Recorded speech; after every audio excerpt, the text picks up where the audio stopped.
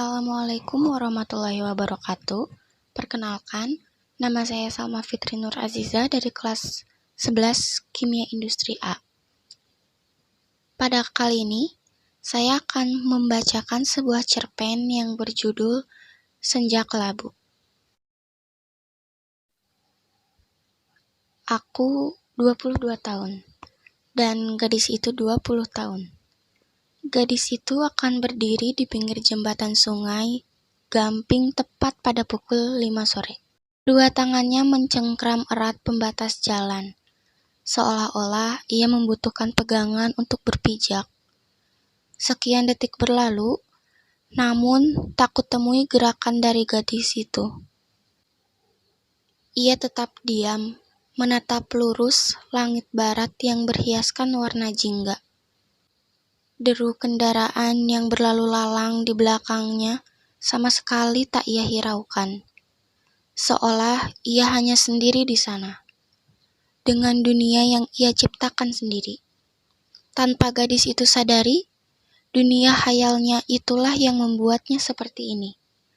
Menutup diri dari hiruk-pikuk kehidupan, menjelma menjadi manusia hidup, namun diam layaknya patung.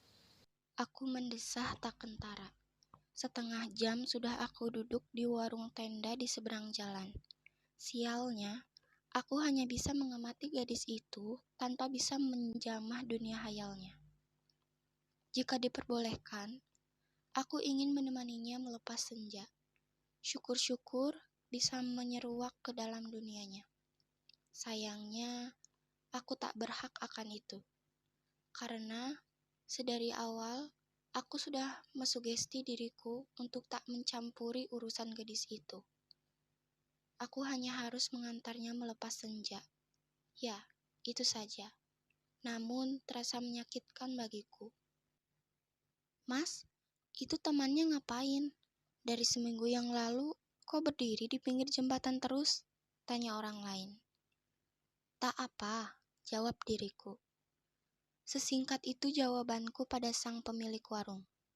Kulihat pemilik warung tersebut mencebikkan bibir tanda tak puas dengan jawabanku.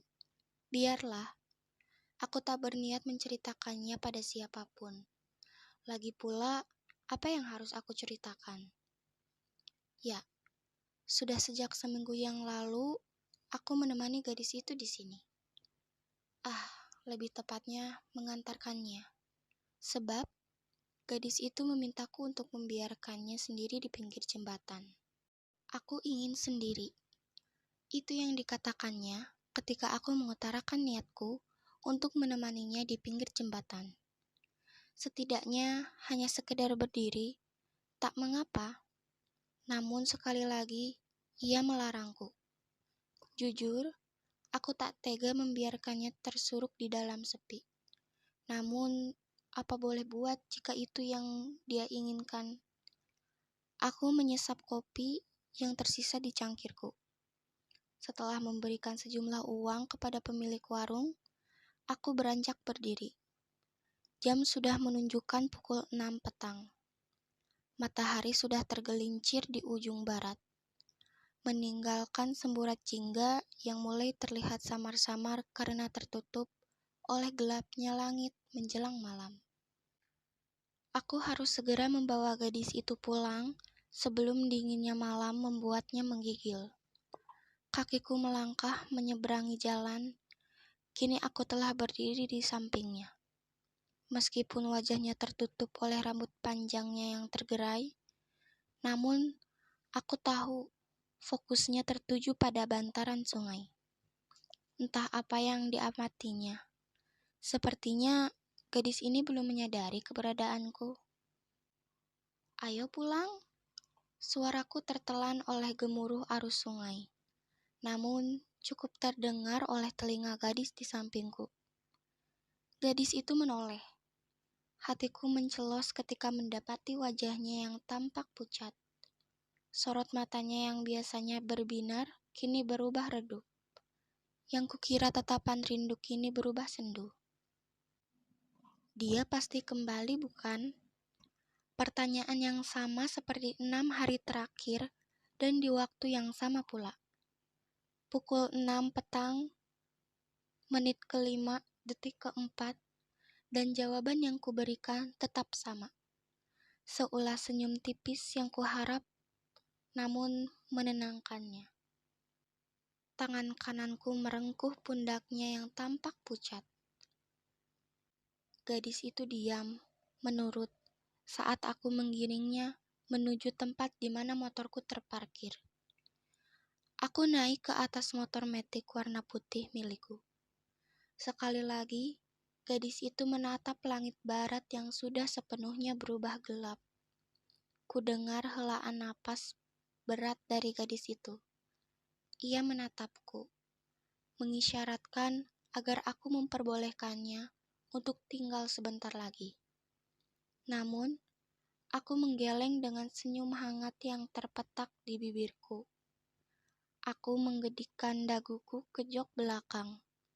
Gadis itu memberenggut, namun akhirnya menurut. Gadis itu adalah juniorku sewaktu kuliah. Kami sama-sama mengambil jurusan psikologi. Kami berdua begitu dekat, tampak seperti kakak dan adik.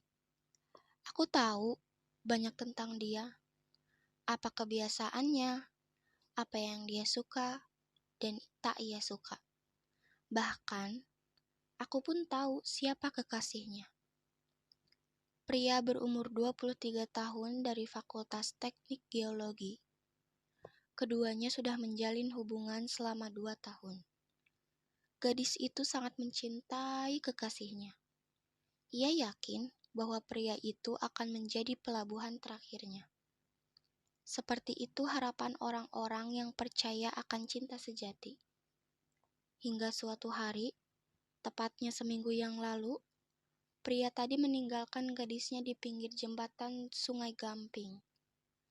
Aku menyaksikan sendiri bagaimana hancurnya gadis itu ketika sosok yang ia cintai melenggang pergi meninggalkannya sendirian di pinggir jembatan. Membiarkannya menangis miris di bawah langit senja. Aku menghampiri gadis itu, mengusap pelan lengannya, berusaha meyakinkan bahwa semua akan baik-baik saja. Aku berjanji akan menunggunya di sini hingga ia kembali. Ikrarnya pada langit senja. Dalam hati aku berjanji untuk mengembalikan binar di kedua matanya. Aku 27 tahun, dan gadis itu 25 tahun. 5 tahun berlalu, dan rutinitas masih terus berlanjut. Sama seperti 5 tahun terakhir, gadis itu akan berdiri di pinggir jembatan Sungai Gamping tepat pukul 5 sore. Sejak 2 tahun yang lalu, gadis itu sering mengenakan pakaian serba hitam. Aku tak mengerti mengapa. Namun, mungkin hitam menggambarkan suasana hatinya yang selalu kelabu. Aku tetap setia mengantar gadis itu dan menunggunya hingga matahari kembali ke peraduan. Tak ada alasan untuk meninggalkannya. Tak ada alasan pula untuk tetap bertahan di sampingnya. Bisa saja aku berhenti menemaninya dan menggeluti pekerjaanku sebagai seorang psikolog. Aku sendiri tak mengerti mengapa aku memilih bertahan. Padahal semua yang kulakukan tak ada untungnya bagiku. Mungkin karena aku kasihan pada gadis itu, atau mungkin karena dia juniorku sewaktu kuliah, atau justru karena kini warung tenda yang biasa kusinggahi sudah pindah entah kemana. Semenjak saat itu, aku memilih duduk di atas motor sembari mengamati gadis itu yang termenung di pinggir jembatan. Aku menyulut putung rokok. Kuhisap dalam-dalam, lantas mengembuskannya perlahan. Asap rokok membumbung di depanku, menciptakan aroma tak sedap yang mengganggu indera penciumanku. Belakangan ini, pikiranku dipenuhi oleh pertanyaan-pertanyaan yang tak ku ketahui jawabannya. Ini semua disebabkan oleh kebersamaanku bersama gadis itu yang tak terasa tak lagi sama. Ada yang berbeda ketika aku memboncengnya, ketika tangan mungilnya melingkari perutku, dan ketika aku menatap jauh ke dalam matanya. Akhirnya aku lari pada rokok, berharap rokok bisa sedikit menenangkanku. Langit berubah mendung. Sekian detik kemudian, air berjatuhan dari langit. Tak terduga, hujan deras melanda tiba-tiba. Aku membuang puntung rokokku dan segera mengambil payung yang kusimpan di jok dalam motor. Tanpa berpikir panjang, aku berlari menyeberangi jalan menuju gadis itu. Karena aku yakin sekalipun hujan tak kunjung berhenti, gadis itu akan tetap berdiri di sana hingga matahari benar-benar tenggelam. Aku merutuki pendiriannya yang justru bisa membuatnya jatuh sakit. "Sampai kapan kamu akan terus seperti ini?" tanyaku sembari memayungi dirinya dan juga diriku. Gadis itu bungkam, tak menjawab. Aku mendesah kasar atas terdiamnya. Aku memutar tubuhnya menghadapiku. Ku pegang erat bahunya dan ku tatap lembut kedua matanya. Dia mungkin lupa dengan janjinya untuk kembali. Jadi, kumohon berhentilah untuk menunggunya. Kau hanya menyiksa dirimu sendiri. Gadis itu menggeleng. Tatapan matanya tampak kosong.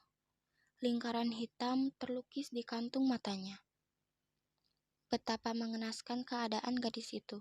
"Dia pasti kembali," ucap gadis itu. Setelah berkata demikian, gadis itu kembali menatap langit barat. Eloknya semburat jingga tertutup oleh awan mendung yang mendominasi. Lagi-lagi, gadis itu tampak asyik dengan dunianya sendiri. Mungkin saja ia tengah mengenang kebersamaan bersama kekasihnya di masa lalu. Ini membuatku cemburu. Tunggu, apa tadi yang ku bilang? Cemburu. Mungkin takdirmu bukan bersama orang yang selalu kamu tunggu, tapi bersama orang yang selalu menunggumu. Aku tak mengerti benar apa yang aku ucapkan. Yang jelas, kalimat itu meluncur bebas dari bibirku tanpa kukomando. Mungkin inilah jawaban atas berbagai pertanyaan yang menghantuiku.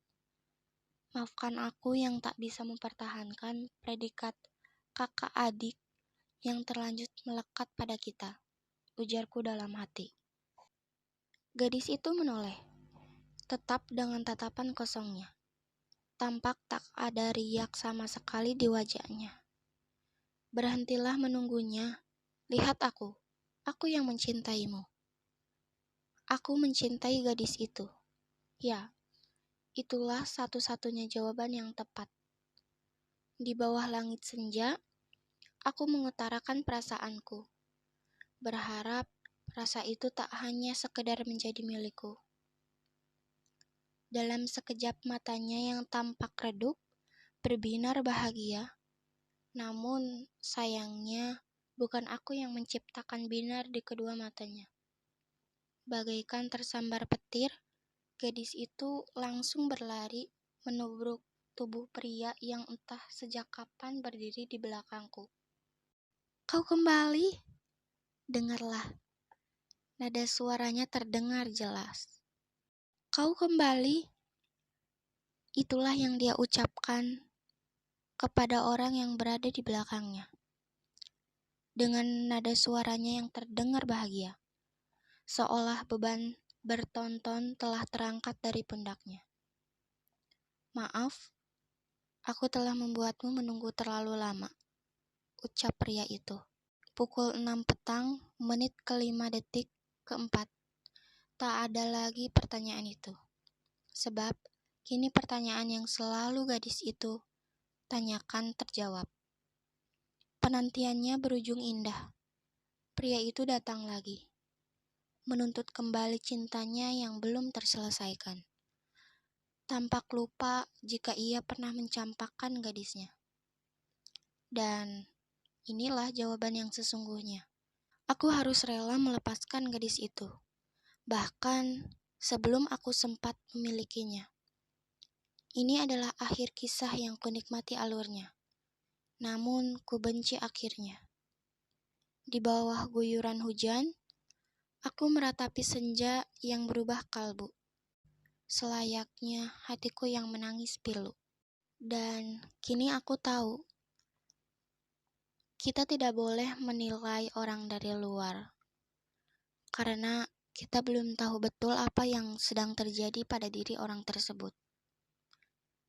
Yang kita tahu, yang kita perlu, pastinya mengetahui apa yang dia lakukan.